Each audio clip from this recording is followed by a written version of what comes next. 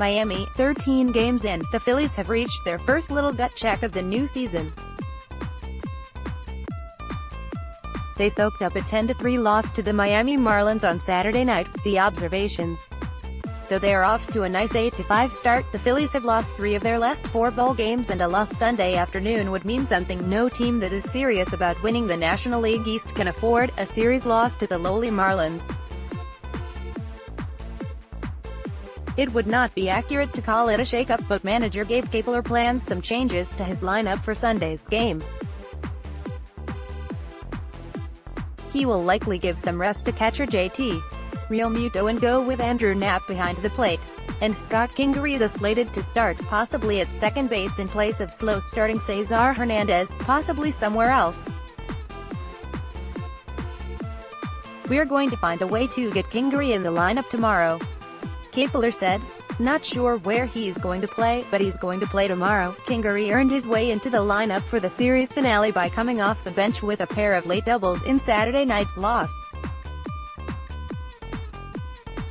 Maybe he can provide a spark to an offense that, other than a 14-hit bust-out in Friday night's win over the Marlins, hasn't done a lot lately. The Phils were held to 3 singles in a 15-1 loss to Washington on Wednesday night. Saturday night, they were shut out on 1 hit through the first 7 innings. They did all their scoring in the 9th inning, garbage time. "We have to do better," Kapler said. "We have to swing the bats better, especially in the first inning." The Phils had Marlins lefty Caleb Smith in trouble in the first inning after 2 out walks to Bryce Harper and Rhys Hoskins, but came away with nothing after Smith struck out JT Realmuto in an 11-pitch battle. "I thought we had him on the ropes there," Kapler said. "We were really close to putting their backs up against the wall." He threw 29 pitches that inning, and then he just kind of settled in, got in a rhythm and a groove, and got a whole lot more efficient, and we weren't able to catch up. First inning scoring has been a problem for the Phils so far. They've had 26 first-inning base runners in the first 13 games and stranded 70% of them while scoring just 8 times.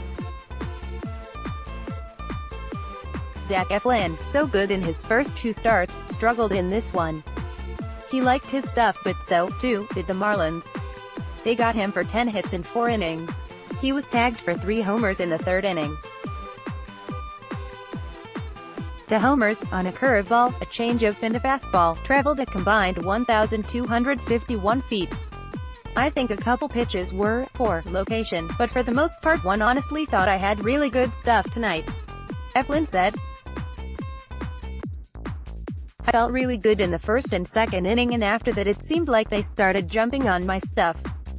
Just one of those games where the cards didn't go my way, so swallow it, flush it, come back out in 5 days. It was a weird game. Things that normally don't get hit were getting hit. Everything was healthy, everything was fine, just one of those weird games." Vince Velasquez gets the ball in a very important series finale Sunday afternoon. "Sure, it's only game no. 14 of the marathon, and the first bead of sweat hasn't even collected on the Phillies' collective forehead. But teams with designs on winning the NL East can't afford to lose series against the Marlins. In other words, mini gut check game. Click here to download the My Teams app by NBC Sports. Receive comprehensive coverage of your teams and stream the Flyers, Sixers and Phillies games easily on your device.